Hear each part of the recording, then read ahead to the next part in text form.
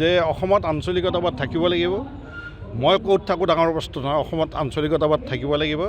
আৰু আঞ্চলিকতাবাদটো মই সদায় বিশ্বাস কৰোঁ যে একত্ৰিত আঞ্চলিকতাবাদ, বিভাজনমুখী আঞ্চলিকতাবাদে অসম ৰক্ষা কৰিব নোৱাৰিব। মই লুৰিণজ্যোতি গগৈৰ নেতৃত্বত জাতীয় পৰিষদ, অখিল গগৈৰ নেতৃত্বত থকা ৰাইজৰ দল বা বিভিন্ন জনগোষ্ঠীয় সকলো ৰাজনৈতিক দলতে আমি সকলোৱে অলপ খং ক্ষোভ পৰিঘাত কৰি আমি একত্ৰিত হোৱাৰ প্ৰয়াস কৰিব লাগে। একত্ৰিত হৈ এখন মঞ্চৰ পৰা আমি যুঁজাৰ পৰিকল্পনা কৰিব লাগে। তেতিয়াহে অসমত আঞ্চলিকতাবাদ অধিক শক্তিশালী হ'ব। যে অসমত আঞ্চলিকতাবাদ থাকিব লাগিব। মই ক'ত থাকোঁ ডাঙৰ বস্তু নহয়, অসমত আঞ্চলিকতাবাদ থাকিব লাগিব। আৰু আঞ্চলিকতাবাদটো মই সদায় বিশ্বাস কৰোঁ যে একত্ৰিত আঞ্চলিকতাবাদ, বিভাজনমুখী আঞ্চলিকতাবাদে অসম ৰক্ষা কৰিব নোৱাৰিব।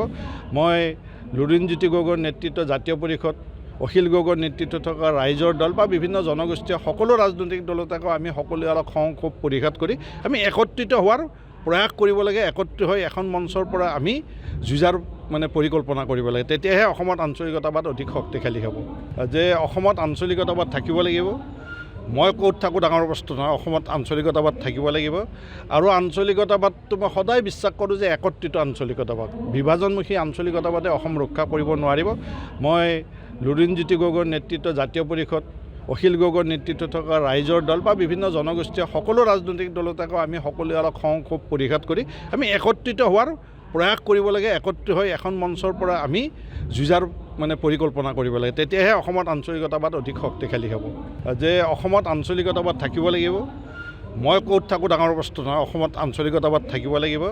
আৰু আঞ্চলিকতাবাদটো মই সদায় বিশ্বাস কৰোঁ যে একত্ৰিত আঞ্চলিকতাবাদ, বিভাজনমুখী আঞ্চলিকতাবাদে অসম ৰক্ষা কৰিব নোৱাৰিব। মই লুৰিণজ্যোতি গগৈৰ নেতৃত্বত জাতীয় পৰিষদ, অখিল গগৈৰ নেতৃত্বত থকা ৰাইজৰ দল বা বিভিন্ন জনগোষ্ঠীয় সকলো ৰাজনৈতিক দলতে আমি সকলোৱে অলপ খং ক্ষোভ পৰিঘাত কৰি আমি একত্ৰিত হোৱাৰ প্ৰয়াস কৰিব লাগে। একত্ৰিত হৈ এখন মঞ্চৰ পৰা আমি যুঁজাৰ পৰিকল্পনা কৰিব লাগে। তেতিয়াহে অসমত আঞ্চলিকতাবাদ অধিক শক্তিশালী হ'ব। যে অসমত আঞ্চলিকতাবাদ থাকিব লাগিব। মই ক'ত থাকোঁ ডাঙৰ বস্তু নহয়, অসমত আঞ্চলিকতাবাদ থাকিব লাগিব। আৰু আঞ্চলিকতাবাদটো মই সদায় বিশ্বাস কৰোঁ যে একত্ৰিত আঞ্চলিকতাবাদ, বিভাজনমুখী আঞ্চলিকতাবাদে অসম ৰক্ষা কৰিব নোৱাৰিব।